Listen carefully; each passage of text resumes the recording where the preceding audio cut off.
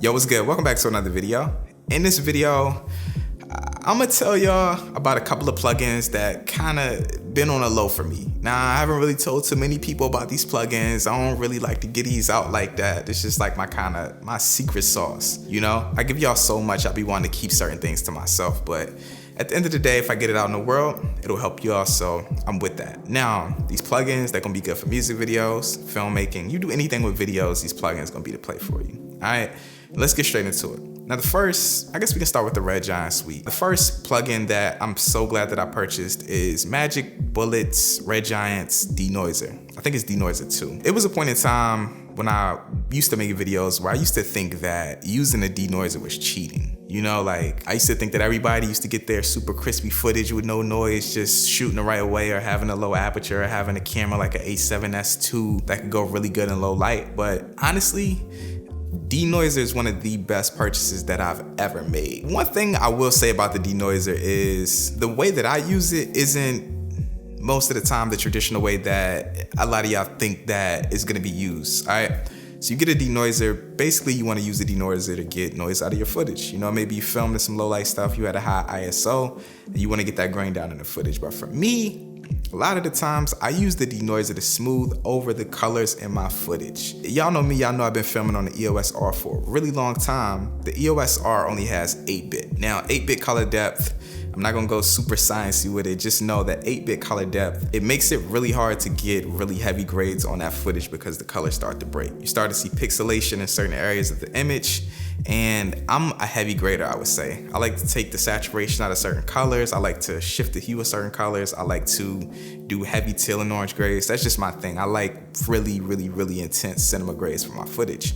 And with this 8-bit footage on the EOS R, it made it really hard for me to do. With the denoiser plugin, you can smooth your colors. So you go in and you adjust the color smoothness on the parameters in the denoiser, and it just smooths out all of those weird little artifacts and blotches and color separation that you see in your footage. Now, I use the C200 now. I haven't had to use denoiser since, but who's to say that I won't get into a high ISO situation with the C200, and then I'll have the denoiser right there. So definitely, man, denoiser is one of the ones in this pack of things that I'm talking about that I feel like everybody should have. Everybody should have some sort of denoiser. It makes your footage look amazing, and it can also take that hard edge off of some of the really crispy footage that we get off of our DSLRs and cinema cameras today. You know, give it more of a filmic look. So definitely denoiser is one of my favorites. All right, now the second plugin that I'm gonna be talking about is also from Red Giant, and it's called Cosmo. Now Cosmo is one of those specialty plugins. It's one of those plugins that you're not gonna use for every single project. You know, denoiser, you might actually use denoiser for every single project, but Cosmo, it has a very specific use. You know, it's one of those situational based plugins. So if you film a lot of what I'm about to be talking about, Cosmo might be the thing that you want to pick up. All of us, well, the majority of us have used, you know, very sharp DSLRs, whether you got an A7 III EOS R or A6500, whatever you use, these cameras are very sharp, you know, and the majority of the time the sharpness is amazing. We really want the most amount of sharpness that we can get. But when we don't want a crazy amount of sharpness is when we're filming a female or a model's face super close up. I love to use my 100mm lens when I'm filming models. You know, you can get the intricate details, the rings on their fingers, their lips, their eyes, certain stuff like that.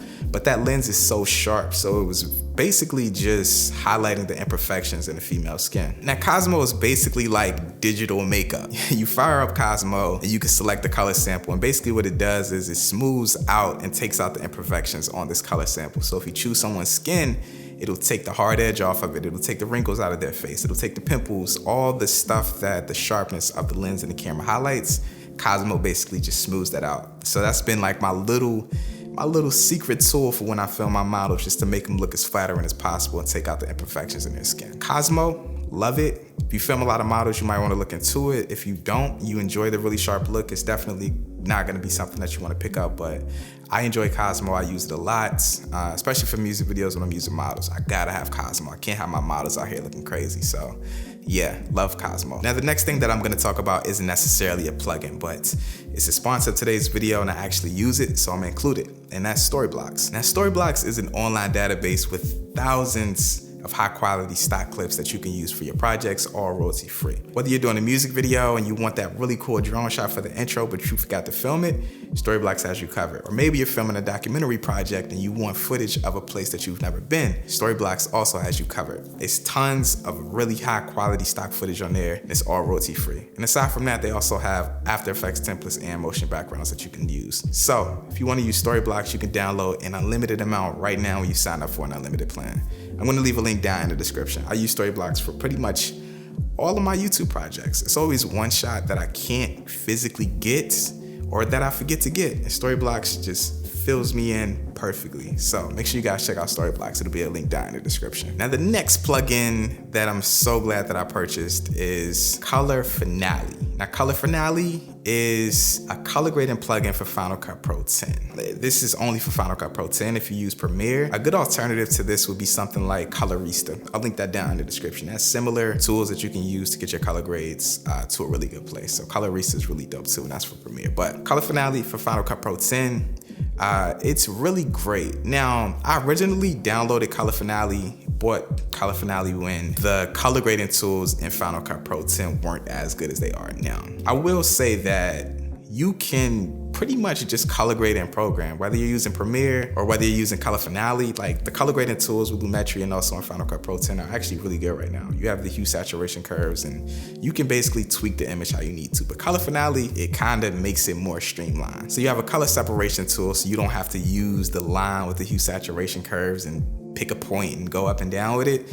It's like red, green, yellow, blue, teal, and you can go through and shift hues and luminosity. It's more streamlined. It's very similar to some of what you see in like Lightroom or something like that. So I enjoy it in that sense.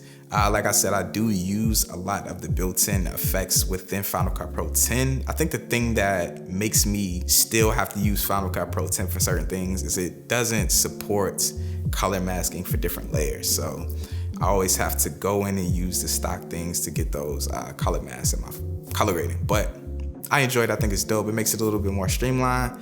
It's not one of those things that's super necessary, like I said, but I enjoy it and I still use it. I think it's a dope little plugin. And the last and final plugin that I'm so glad that I have access to, I didn't technically purchase this one, but I'm gonna throw it in here anyways, is the IMP Title Cinematic from Motion VFX. These titles, these motion graphic titles in Final Cut Pro 10 with this plugin that you can get are just incredible. They take your titling to an entirely different level. It makes things so cinematic, and I love them, man. They're so easy to use. I just drag and drop, replace the text, and then I have different parameters that I can adjust. I just love these things. I used one of these on my short film, The YouTuber, and it just took it to the next level. It made it feel like a real cinema piece, and text and motion graphics is really important for those sorts of pieces. But I don't know if they have a Premiere version.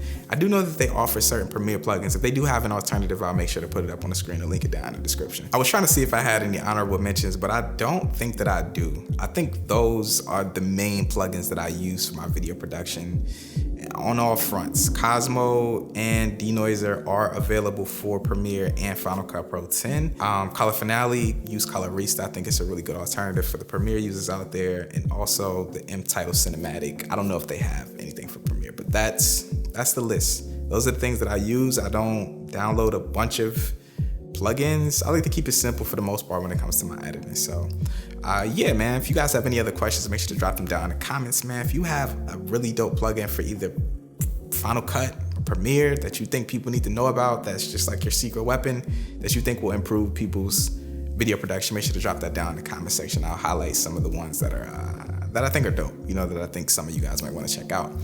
But for the most part, man, that's it. If you guys enjoyed this video, make sure to drop it a like. If you're newer to the channel, I make videos about creating video content, so consider hitting that subscribe button. I'm out, guys, man. Peace.